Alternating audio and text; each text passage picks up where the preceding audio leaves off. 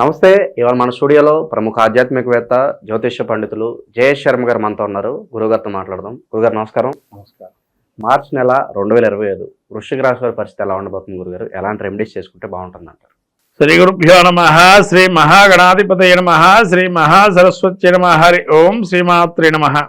వృశ్చిక రాశి యొక్క గ్రహస్థితి చూసినట్లయితే ముఖ్యంగా విశాఖ నక్షత్రం 4వ పాదము, జ్యేష్ఠ నక్షత్రం 4 పాదాలు, అట్లనే ఈ యొక్క అనురాధ నక్షత్రం 4 పాదాలు వృశ్చిక రాశికి చెందినవి. ఈ వృశ్చిక రాశి యొక్క గ్రహస్థితి చూసినట్టయితే వీరికి చతుర్థమందు రవి, తదుపరి పంచమస్థానంలో రవి, పంచమస్థానంలో శుక్రుడు వక్రై ఉండడం, నీచస్థితిలో పడటం, వక్రై, మళ్ళీ శుక్రుడు ఉచ్చలో ఉండడం, నీచస్థితిలో వక్రై ఉండటము, బుధుడు నీచస్థితి ఉండి వక్రై ఉండటము, తర్వాత మళ్ళీ రాహు కూడా పంచమస్థానంలో ఉండటము, శని మళ్ళీ పంచమస్థానానికి వెళ్ళటం చివరాంకంలో, అట్లాగే వీరికి ఈ యొక్క కుజుడు అష్టమ స్థానంలో ఉండడం, సప్తమ స్థానంలో గురువు, ఏకాదశంలో కేతు. ఈ రకమైన స్థితిని చూస్తే పాల్గొన మాసంలో కొంత వ్యతిరేకమైనటువంటి కార్యక్రమాలకు ఎక్కువగా అవకాశం ఉంది. ఎందుకంటే పంచమ స్థానంలో శుభ అశుభ గ్రహాలు అనేవి ఏవైతే ఉన్నాయో వృశ్చిక రాశి వారికి అంత మంచిది అయితే కాదు. ఎందుకంటే రవి 14 వరకు యోగదాయకంగా ఉన్నా కూడా తదుపరి పంచమ స్థానంలో వెళ్ళటం వల్ల ఈ శుక్రుడు, బుధుడు, రాహువు, రవి ఈ రకమైనటువంటి అర్ధాష్టమ శని ఏదైతే ఉందో ఒక యోగదాయకంగా మంచిది ఒక సూచన వీళ్ళకి ఇచ్చేళ్తారు. వెళ్ళేటప్పుడు ఒక మంచి భావనగా ధనం కావచ్చు, లేదా కుటుంబంలో కలహాలు ఏవైతే ఉన్నాయో అవన్నీ తొలగిపోవటానికి కానీ ఒక మంచి మార్గాన్ని ఎంచేసి ఆయన వెళ్ళిపోవటం పంచమ స్థానానికి అనేది కలుగుతుంది. అర్ధాష్టమ శని యోగదాయకంగా ఉంది కాబట్టి వృశ్చిక రాశి వారికి వెళ్ళేటప్పుడు మంచి చేస్తాడు అని అంటూ ఉంటాం. ఆవిడ మంచి అనేది జరిగే అవకాశం కూడా ఉంది నెల.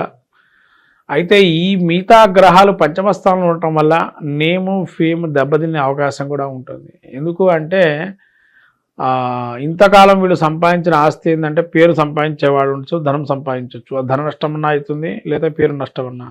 బంధుమిత్రాదులు కూడా వీళ్ళతోని ఇప్పటివరకు సానుకూలంగా ఉన్న కొన్ని ఇబ్బందులు పడే అవకాశం ఉంటుంది. తర్వాత సంతానం ఒక మొండిఘటంగా వ్యవహరించడం, లేదా సెల్ ఫోన్లు చూడటం, దుష్ట సావాసాలు చేయటం, వాటి వల్ల వీళ్ళకి ఇబ్బంది కలగటం, మనస్సు కకావికలం చికాకుగా ఉండటం, ఇవన్నీ జరిగే అవకాశం ఉంది. ఇక సప్తమ స్థానంలో గురువు ఉండడం వల్ల ఒక మంచి స్థైన స్థితి ఇంకా ఏర్పడుతుంది. ఎందుకంటే ఓ మంచి ఆలోచనతో ఉంటారు, మంచే జరగాలని యోచిస్తున్నారు కాబట్టి అక్కడ వరకు ఓకే, ఆ మంచి ఆలోచన కలగటం అనేది. అష్టమంలో వీళ్ళకి కుజుడు వక్రే ఉన్నాడు కాబట్టి కొంతవరకు రక్త సంబంధించి కానీ, భుజాలకు సంబంధించి కానీ, స్పైన్కి సంబంధించిన ప్రాబ్లమ్స్ ఉంటాయి. అవి జాగ్రత్తగా చూసుకోవాలి ఆరోగ్యరీత్యా. తర్వాత కేతు వీళ్ళకి ఏకాదశంలో ఉండటం వల్ల సజ్జన సాంగత్యం కానీ, కథాశ్రవణం కానీ, తీర్థక్షేత్ర దర్శనాలు కానీ, యాత్ర దర్శనాలు చేసుకోవడం అనేది మంచిది. ఈ రకంగా వృశ్చిక రాశి వారికి కొన్ని అవరోధాలు, అశాంతి వాతావరణం, విచారణ ఇవన్నీ ఉన్నా కానీ, కుటుంబంలో కూడా వీళ్ళని ఇబ్బందులు పెట్టినా కానీ ఇవన్నీ కూడా సానుకూలంగా జరగటానికి ఇలా క్షేత్ర దర్శనాలు, తీర్థ స్నానాలు, పుణ్యాశ్రవణ కథ శ్రవణం వినటము ఇవన్నీ చేయటం వల్ల మంచి జరుగుతుంది. తర్వాత విద్యార్థులకి మంచి యోగదాయకంగా ఉంది. విద్యలో రాణింపు అనేది బాగా ఉంది. తర్వాత రాజకీయ నాయకులుగా ఎవరైతే ఉన్నారో వాళ్ళు క్రియాశీలకంగా కొంత మెరుగైన ఫలితాలు పొందుతారు. తర్వాత సినీ ప్రముఖులుగా ఉన్న వాళ్ళకి కొంత అవరోధాలు అనేవి అయితే ఉన్నాయి, ముందరికి రావడం కష్టంగా మారుతుంది, ఇంకా అవకాశాలు రావు వీళ్ళకి.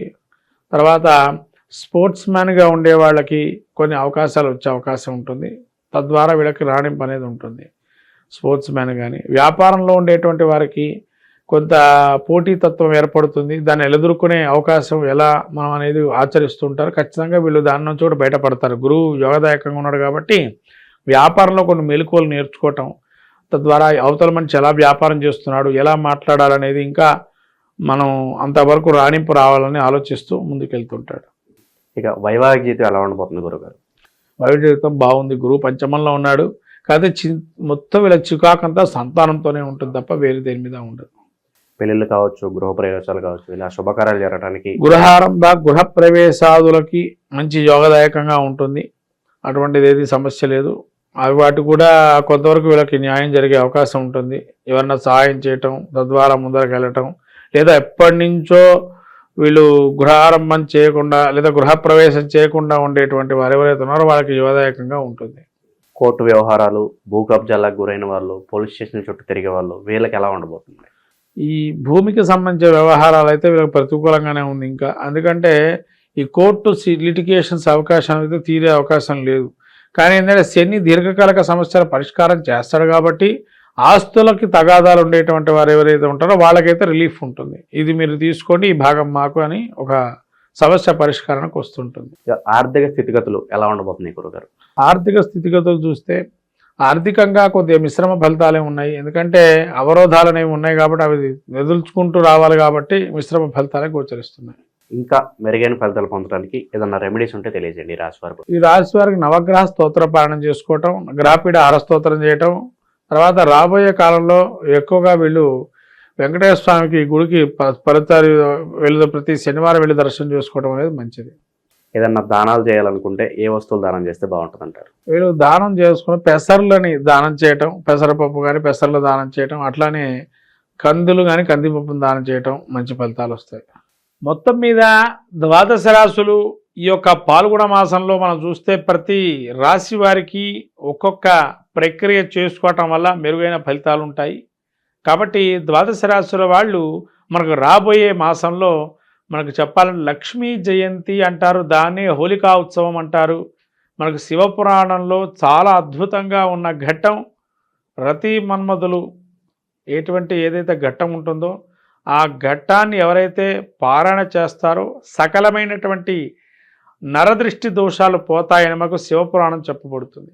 కాబట్టి శివపురాణం మనకు ఏదైతే ఉందో అందించిందో కామదహనాన్ని ఏదైతే చేస్తారో ఆ మనకుండేటువంటి కీడుని మొత్తం కూడా దాన్ని తొలగింపజేసేటువంటి ఆ విభూతిని కనుక పెట్టి దానికి ప్రదక్షిణాలు చేసుకొని తద్వారా మనకు సంతానాన్ని కానీ మనకు కానీ మంచి కలగాలని ప్రతి విషయంలోనూ కూడా మనకు మంచి అనుభూతులను ఇవ్వాలని కోరుకోవడానికి ప్రయత్నం చేయండి. కామదహనంలో పాల్గొనండి. అట్లానే లక్ష్మీ జయంతి రోజున ఎవరైతే పౌర్ణమి వేళ జరుగుతుంది ఈ లక్ష్మీ జయంతి రోజు అమ్మవారికి కమలా పూలతో అర్చన చేసుకోవటం, తామర గింజలతో జపం చేయటం, తామర గింజలతో హోమం చేయటం, తేనెతో అమ్మవారికి అభిషేకం చేయటం లక్ష్మీ జయంతి రోజు చాలా అద్భుతంగా ఉంటుంది.